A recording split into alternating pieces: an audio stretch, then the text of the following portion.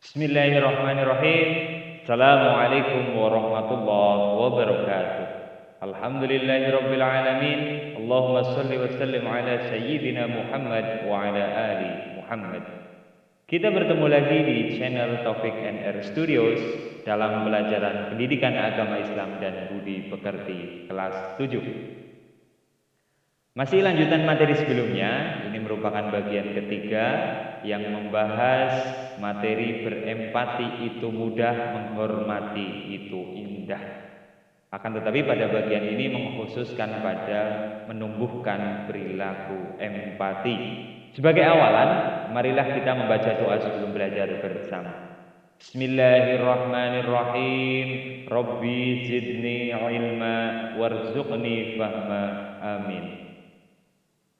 Tujuan pembelajaran pada pertemuan kali ini, setelah mempelajari materi ini, diharapkan mampu untuk A. Menjelaskan pengertian empati, B. Meyakini empati merupakan salah satu perilaku terpuji, C. Menunjukkan contoh perilaku empati dalam keseharian, D. Menjelaskan hikmah perilaku empati. Seperti biasa, kita mulai materi dengan tadarus Al-Quran. Yang akan kita baca adalah Quran surat An-Nisa surat keempat ayat 8. A'udzubillahi minasyaitonirrajim. Bismillahirrahmanirrahim. Wa idza hadaral qismata ulul qurba wal yatama wal masakin farzuquhum min wa qulu lahum qawlan ma'rufa. Al-ayat. Shadaqallahul azim. Seperti biasa, cermati gambar berikut. Silahkan deskripsikan gambar yang muncul pada layar ini, gambar 1 dan gambar kedua.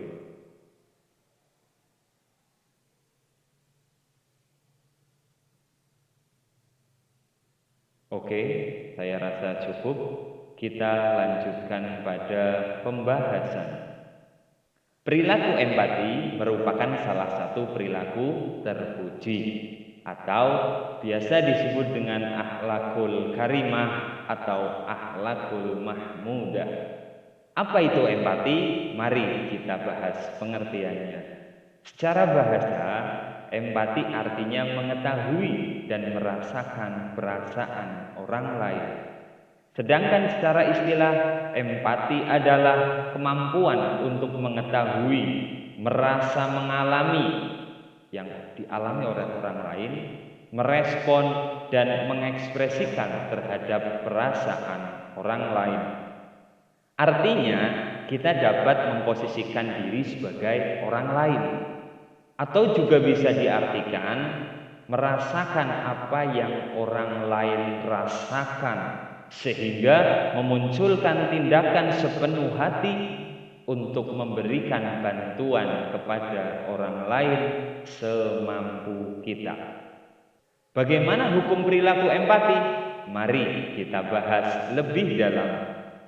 Yang pertama, menurut Al-Quran, bisa dilihat pada beberapa ayat di dalam Al-Quran, antara lain 1. Quran surat An-Nisa ayat 8 yang sudah kita baca tadi di awal. Surat An-Nisa ayat 8 berkaitan dengan pembagian harta waris.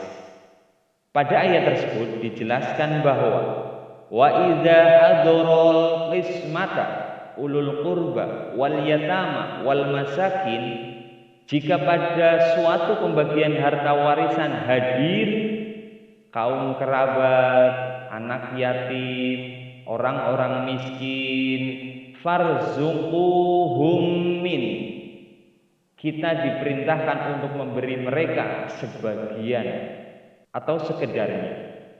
Artinya agar kaum kerabat yang tidak memiliki hak untuk mendapatkan warisan ikut merasakan.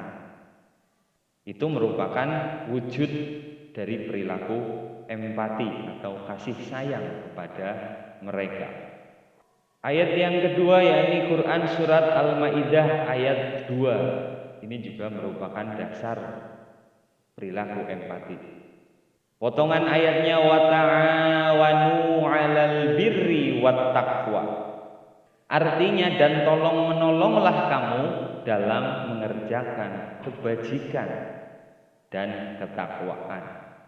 Pada ayat yang ketiga yakni Quran surat An-Nisa ayat 36, wa'budullaha wa la tusyriku bihi syai'a, dan sembahlah Allah, janganlah kamu menyekutukan dengan sesuatu apapun, wabil walidaini ihsana, dan berbuat baiklah kepada kedua orang tua, wabidil kurba, dan kerabat, wal yatama, dan anak-anak yatim, wal masakin, dan orang-orang miskin, wal jarihil kurba, dan tetangga dekat, wajaril junubi, maupun tetangga jauh, wasahibi bil jambi, teman sejawat, wabni sabil, ibnu sabil, wa ma malakat aimanukum, dan hamba sahaya yang kamu miliki. Itu diperintahkan untuk berbuat baik, sehingga kita harus berempati. Lantas menurut hadis bagaimana? Nabi Muhammad SAW bersabda, al-mu'minu lil mu'mini kal bunyani yashuddu ba'duhu ba'dhan. Orang mukmin dengan orang mukmin yang lainnya itu seperti sebuah bangunan atau satu bangunan, yakni sebagian menguatkan sebagian yang lain. Analogi satu bangunan ini maksudnya adalah bahwa semua umat muslim saling menopang dalam persatuan. Apabila ada satu bagian yang lemah, maka semua bagian akan goyah. Dalam hadis lain Nabi Muhammad SAW bersabda, "Matsalul mu'minina fi tawaddihim wa ta'atufihim wa tarahumihim masalul jasadi idza ishtaka min 'udwun tada'a sairul jasadi bis sahari wal humma." Perumpamaan orang-orang beriman dalam cinta, kasih sayang, dan kelembutan, mereka layaknya tubuh. Masalul jasad, sebagai satu tubuh. Bila satu anggota tubuh sakit, maka seluruh tubuh akan merasa susah tidur, demam. Analoginya sudah jelas. Ketika satu anggota tubuh tersakiti, maka keseluruhan tubuh merasakan sakit tersebut. Jadi sudah jelas, perilaku empati adalah perilaku yang harus diterapkan oleh setiap muslim, tiap orang Islam. Untuk itu marilah kita terapkan perilaku empati. Bagaimana caranya? Oke, kita bahas, tapi sebelumnya kita kembali pada gambar cermati. Ya. Gambar yang pertama ada dua orang, yang satu menangis, yang satu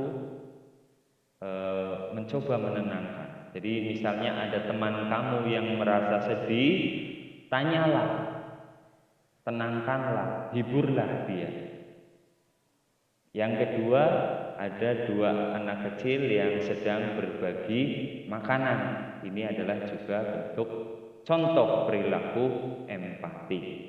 Mari kita kupas contoh perilaku empati yang lain.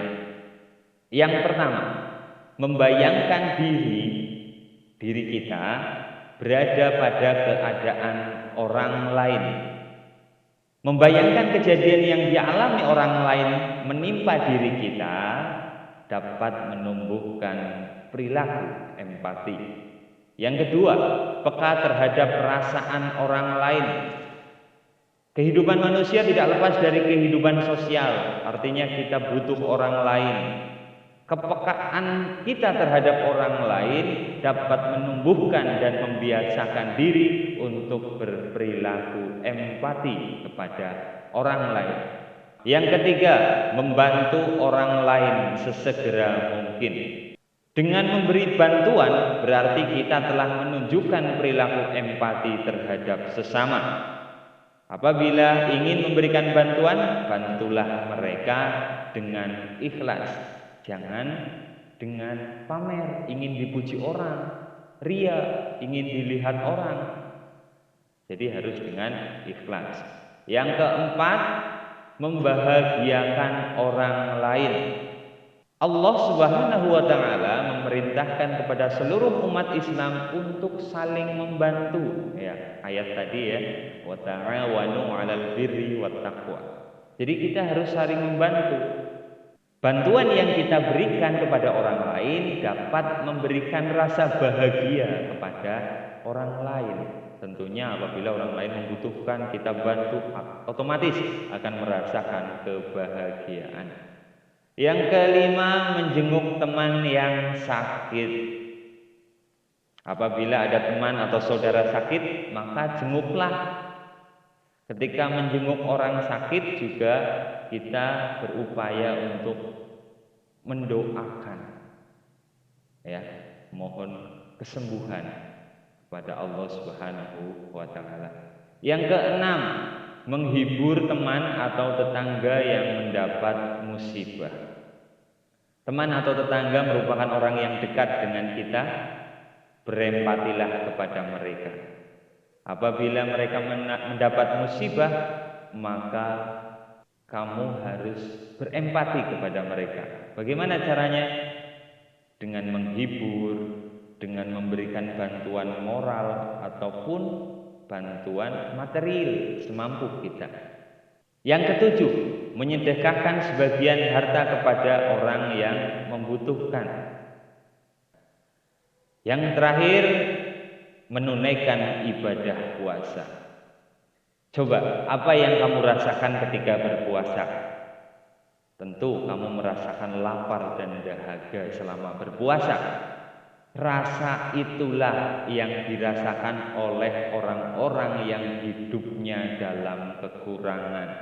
Mereka sering merasa lapar, sering merasa dahaga, makan hanya satu kali. Subhanallah. Itulah contoh penerapan perilaku empati dalam keseharian. Perilaku empati dapat mendatangkan hikmah atau manfaat bagi orang yang menerapkannya. Apa saja hikmah perilaku empati? Yang pertama, menghilangkan perilaku egois dan sombong. Perilaku empati akan membantu kita terbiasa membantu orang lain, sehingga secara otomatis kita tidaklah termasuk orang-orang yang egois, mementingkan diri sendiri, dan juga kita bukanlah orang-orang yang sombong. Yang kedua, mempererat ukhuwah Islamiyah. Empati merupakan salah satu perilaku terpuji yang diperintahkan Allah.